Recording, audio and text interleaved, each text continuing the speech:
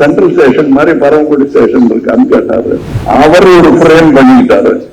அந்த ஃப்ரேமை எந்த ப்ரொடக்ஷனிஸ்டாலையும் மாற்றவே முடியாது. நான் வந்து ஒரு 20-21 வயசா இருக்கும் போது நான் டெக்னீஷியனா தான் என்ன நடத்திட்டு இருந்தேன். சினிமா நட்சத்திரமாக என் நடிகனாக வருவேன் கூட எனக்கு சந்தேகம். சின்ன சின்ன வேஷங்கள் செஞ்சுட்டு இருந்தேன். ஆனா எனக்கு என்னமோ டெக்னீஷியனா இருக்கிறது தான் கௌரவம் நினைச்சிட்டு இருந்தேன். அப்ப பாலுமகேந்திரா அவர்கள் முதல் படம் எடுக்க போறார்.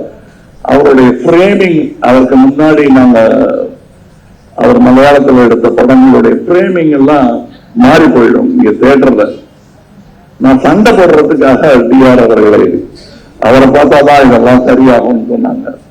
நான் போய் என்ன சார் இவ்வளவு கஷ்டப்பட்டு ஒரு பிரமாண இன்டர்நேஷனல் லெவல்ல ஒரு ஃப்ரேமிங் வச்சிருக்காரு, அதெல்லாம் மாறி போயிடுச்சு. ஒவ்வொரு தியேட்டர்ல ஒவ்வொரு மாதிரி ப்ரொஜெக்ஷன் பண்றாங்க. அதுக்கு தான் நாங்க எல்லாருமே முயற்சி பண்ணிட்டு இருக்கோம். Good notice that. அதுக்கு கொஞ்சம் டைம் ஆகும். எல்லாரும் ஒரே மாதிரி செய்ய முடியாது. சென்ட்ரல் ஸ்டேஷன் மாதிரி பரமக்குடி ஸ்டேஷன் இருக்கான்னு கேட்டாரு. அப்ப அதுக்காக டூரிங் டாக்கீஸ்க்காக படம் எடுக்க முடியுமான்னு எனக்கு தெரியாது. அவருடைய ஆரம்பம் டூரிங் டாக்கீஸ் இருந்தாங்க. இல்ல அதுக்காகவும் படம் எடுக்கணும், அதுவும் வேணும் இதுவும் வேணும் என்று எனக்கு அறிவுறுத்தினார். நான் இந்த வேளையில் பாலுமகேந்திரா அவர்களை பற்றி பேசுகிறேன் என்று நினைக்க வேண்டாம். நான் வந்து பாலுமகேந்திரா அவர்களிடம் கோழி மூட்டினேன். ஒன்றும் பண்ண முடியாதுங்கிறாரு, மெதுவா தான் நடக்கும்ங்கிறாரு. தேவரமங்கல சிவாஜி சார் என்னுடைய பாத்திரத்துக்கிட்ட சொல்லுவாரு, மெதுவா தான் வருவான் அப்படின்னு சொல்லுவாரு. அந்த மாதிரி சொல்லிட்டாரு சார் அப்படின்னு. பாலு அவர்கள் என்ன பண்ணாருன்னா, சரி அது நடக்காதுன்னா நம்ம அதுக்கு ஒரு சட்டம் போடுவோம். பாலு அவர்கள் எடுத்த படம் இது இந்த குறை தீர்க்கப்படும் வரை அவர் ஒரு ஃப்ரேம் பண்ணிட்டாரு. அந்த ஃப்ரேமை எந்த ப்ரொடக்ஷனிஸ்டாலையும் மாற்றவே முடியாது. இப்படி நடந்த கூட்டு முயற்சியில் வளர்ந்ததுதான் இந்த இண்டஸ்ட்ரி. ஒருவருக்கு ஒருவர் குறை சொல்லிக் கொண்டில்லாமல் குறையை தீர்ப்பது எப்படிங்கிறதுல முக்கியமான வல்லுநர் வந்து டிஆர் அவர்கள். இதுல அவரோட அந்த வரி எப்படி போடணும்னு கவர்மெண்ட்டுக்கு சொல்லிக் கொடுத்தது வரை, அதனால் கலை என்று வசதியாக நான் உட்பட அந்த சம்பளம் உயர்வும், ப்ரொடியூசர்களுக்கு வருவாய் உயர்வும், டிஸ்ட்ரிபியூட்டர்களுக்கு வருவாய் உயர்வும் அதை ஏற்படுத்தி கொடுத்துட்டு அமைதியா இருப்பாரு அந்த புன்னகையுடன். இந்த இத்தனை பேர் வந்திருக்கிறார்கள்னா அவங்க குடும்பத்தார் வந்து எப்படியாவது பண்ணி கொடுங்கன்னு கேட்டது இல்லை. அவங்க கேட்காம சும்மா இருந்திருக்காங்கன்னா நாங்க ஞாபகப்படுத்திருக்கோம்.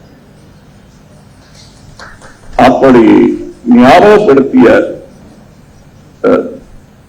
பன்னீர்செல்வம் அவர்களுக்கு தனி நன்றி, தான் அவர்களுக்கு தனி நன்றி. முன்னிருந்து இதை நம் குடும்ப விழாவாக நடத்த வேண்டும் என்று நினைத்த அனைவருக்கும் நன்றி.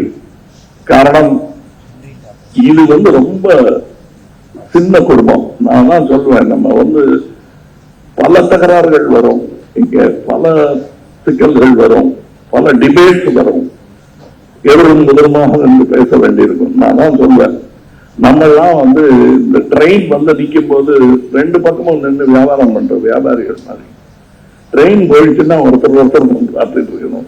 ரொம்ப திட்டம் வேணாம் யாரைன்றது நான் சொல்லுவேன். நான் அதுல பெரிய முன்னுதாரணமாக இருந்தவர்கள் டிஆர் அவர்கள். சரவணன் சாரையும் சொல்லணும். நீங்க இவருடைய நட்பு வட்டம்னு நீங்க பாத்தீங்கன்னா, இன்னைக்கு யாரையெல்லாம் நாம் சினிமா தந்தை என்று சொல்லுகிறோமோ அவர்கள் எல்லாம் இவருக்கு நண்பர்கள். வாசன் சார், டிஆர் சுந்தரம் சார் அவர்கள், மெகபதி டிஆர் அவர்கள், இந்த அரங்கத்தை நிறுவியவர். இப்படி இவங்க கே சுப்பிரமணியம் அவர்கள், இப்படி பெரிய பெரிய ஜாம்பவான்களுடன் பழகிய அவர் எங்களுடன் பழகினார், எங்களையும் கூப்பிட்டு பேசினார், எங்களுக்கு அறிவுரை வழங்கினார். உதாரணமா நான் வந்து இந்த டால்பியில ஒரு படம் எடுக்கலாங்க, வெரி குட் வாங்க, நான் எக்ஸிபிட்டர்ஸ் எல்லாம் கூப்பிட்டு என்னை முன்னிறுத்தி எனக்கு அவங்களோட விவாதத்துக்கு ஆரம்பித்தேன். நான் விவாதம் பண்ணாதீங்க, விஷயத்துக்கு மட்டும் சொல்லுங்க. அதையெல்லாம் நான் இப்பொழுது புரிந்து கொள்கிறேன்.